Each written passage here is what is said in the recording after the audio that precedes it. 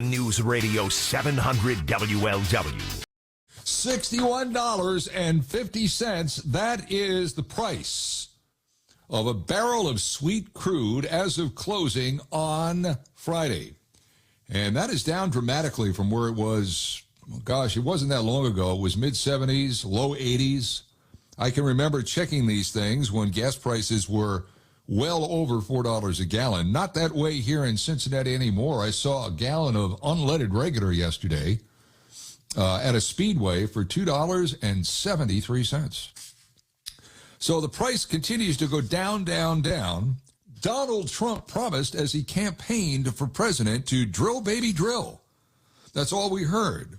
But are we drill, baby, drilling right now? And how much have these tariffs that have gone into effect this week, how much will that curtail any drill, baby, drilling right now by the oil men deep in the heart of Texas? You know what I mean. The guys that work the fields, the guys who go out there every day, dropping a diamond bit into the ground and looking for that black gold to come gushing up and sprinkle them in the face. Here now a man who wipes away that black gold that's sprinkled in his face every day with his glove off his rough-hewn exteriors. Kind of like Tommy Norris of M-Tex from the TV show Landman. Kind of like a man who was big in the oil industry all those years ago. As a matter of fact, my next guest has won the 2001, 2002, 2003, and 2004 J.R. Ewing Oil Man of the Year. And he's poised for yet another one this year. I speak of our good friend from Pecos Country Energy, R.T. Treviño. R.T., how are you on this glorious Saturday? I am doing well, Ken, blessed, and just happy to be connecting with you today as always, sir. Thank you. Did you strike today? Did a well come in today? And if so, how many wells have come in so far today? Oh, my goodness. We've got 3 actually this week that we have truly been working on, Ken. I was told that oilmen, such as yourself, when they hit a well, when they drop a bit down into the ground and it hits, that those wells used to be numbered, but now they're given names. Do you give names to wells? Oh, absolutely. We still give names and numbers to all our wells. Don't you worry about that. I've got one that's called the Red One. I got one that's called the Black Beauty, and I even have one that is titled Pain in the Rear End. Really? Pain yes, in the sir. rear end. Okay. Is there a chance at some point, Artsy, you might name one of those wells after me? I guarantee you, Ken, that I will name my next one after you, and it will be a gusher. Oh, man, I love it. I love it. I love it. Now, listen, Drill Baby Drill. Has it started yet? Is Drill Baby Drill in existence? Where are we with Drill Baby Drill right now? Absolutely, Ken. We are definitely doing drill, baby, drill. And what I mean by that at Pecos Country Energy is that we are continuing to drill oil wells right now, even with the price of oil dropping. Here in the great state of Texas, obviously, as you know, we are drill friendly. And all these regulations that were put in place before President Trump came in office and removed them did not affect us. So as we continue into 2025, we've really been able to do a great job hedging and making sure that we have good control over our wells as the price of a barrel of oil continues to drop. Yeah. That being said, though, really what President Trump meant when he said drill, baby, drill, it was build, baby, build. We need to update our infrastructure in the world to get the infrastructure to all the places that need energy. We need to build new infrastructure so that we have natural gas going across America so that the places like the Northeast that don't allow natural gas can get that natural gas to lower those energy bills even more. Yeah, well, there's a lot of natural gas up there. Unfortunately, it's coming out of the orifices of politicians in the Northeast, like the governor of New Jersey, but that's an entirely different conversation.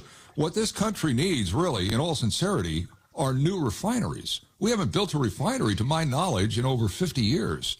We need new refineries. Now, nobody wants a refinery in their backyard, but you got to build them because there's only so much maintenance you can do on an old refinery until that thing gets into a state of disrepair that it can't be saved and may be something even worse. We need new refineries, don't we?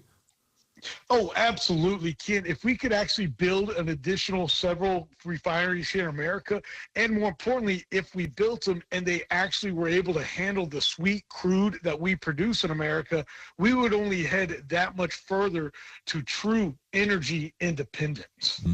And that's a great phrase, energy independence. We were not that obviously under Joe Biden. We were under Donald Trump 45.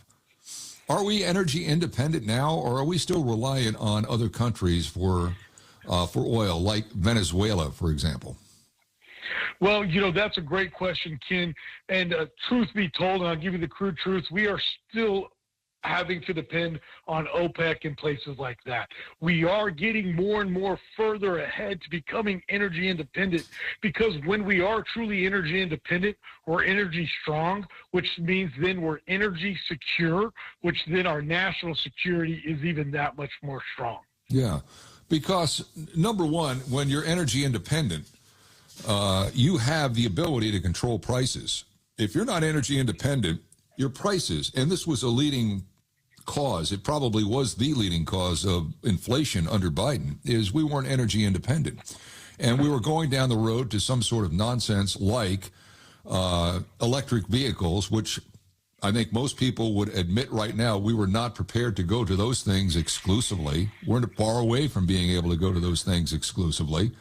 And because of that, it was more difficult to buy fuel. And because of that, it was more difficult to put fuel in trucks, and it was more expensive. So I think when we're energy independent, everything else follows suit in terms of bringing inflation down. But that's where it began, really, under Biden, is when he staged this war on fossil fuel inside our own country. Had he not done that, inflation would not be where it is today, certainly, and how strangled it was on this country back in 2001 and 2002. Is that a statement of fact, or am I out there on a ledge on this one?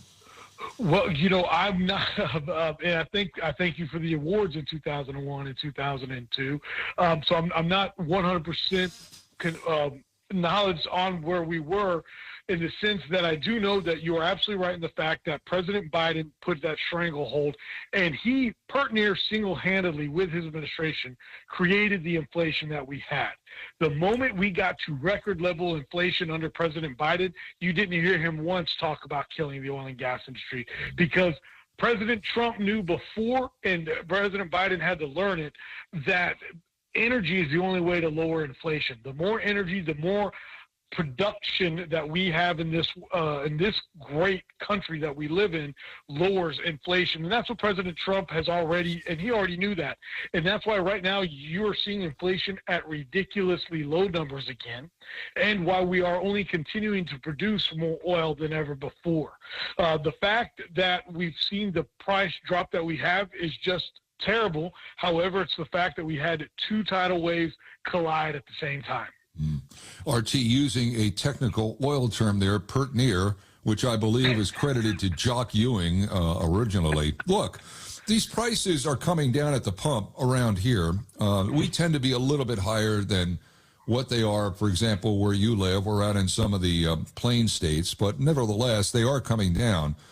And I'm just wondering, I think I just heard you say this, that the tariffs that went into effect this week, that, as I said, that with the panic that went in after the first 48 hours of the tariffs, if this was June the 6th, 1944, they'd have turned the boats around, nobody would have landed on Normandy, and we'd all be speaking German.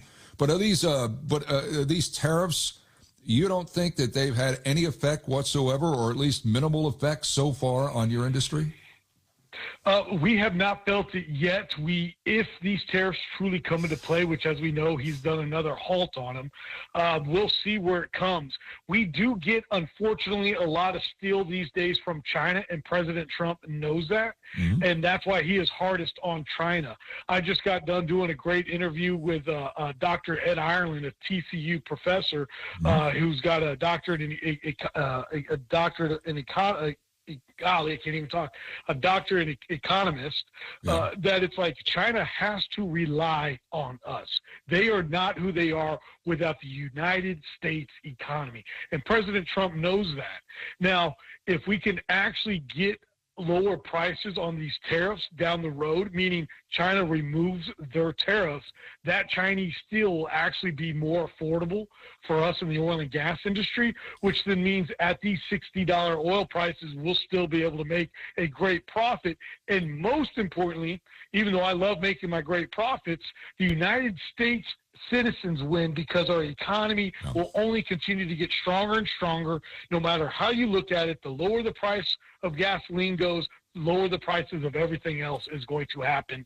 And that's what gets me really excited. Yeah, well, we've got to get back to making things in this country, and we've got to get back to making steel again in this country. And the mere fact that we've abdicated that to China is an absolute it's an indictment of American business over the course of the last 60 years. This used to be the greatest steel-producing country in America.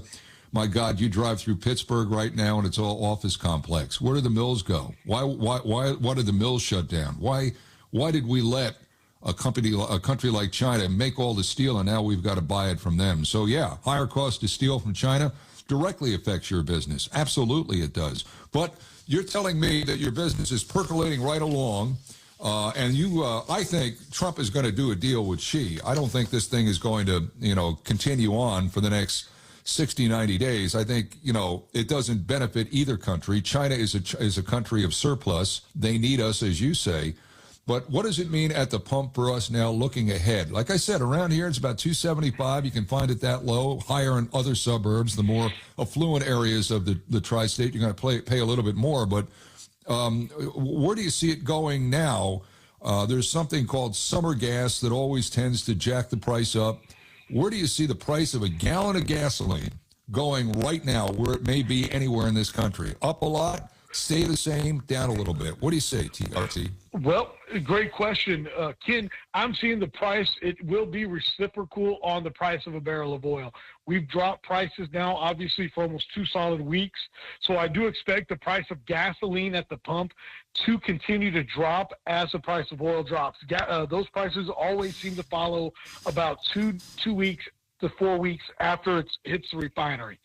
And so we will see the price continue to drop. I agree, we're going to see President Trump make a deal with China that is 100% in the United States' favor. Yeah. Because of these oil prices, we're going to see Russia come to the table to stop this needless, horrific war. Any war is bad with Ukraine. And more importantly, also, we're going to see the OPEC countries, all the smaller ones, get in line. And if not, I do expect President Trump to put sanctions on Iran and OPEC plus members like Venezuela. Well, RT Treviño, it's great having you on here. Be careful out there on those rigs. Don't get your hands crushed in the moving mechanisms. I saw that on Landman. And whatever you do, don't stand on a truckload of pipes and get crushed by the pipes flowing off the truck. I know you're a guy that likes to take calculated risks, all for the good of getting this country up and moving again. Good luck to you and whatever land you happen to tap into here in the next few weeks. And remember, even if it's a small little well, I'll take a named well after me, RT. Absolutely, sir. We got the Kim Broo #1 coming up right now. Like that. Stay Kim Broo tuned. #1. Stay through. Yes, absolutely. Sir. All right, RT, you stay well. We'll visit down the road. Thank you so much, Ken. And thank you to all your listeners, and God bless you all. There's a guy, he knows exactly where the liquid gold is, and he gets it out, sucks it out of the ground on a daily basis. RT Treviño. Pecos Country Energy.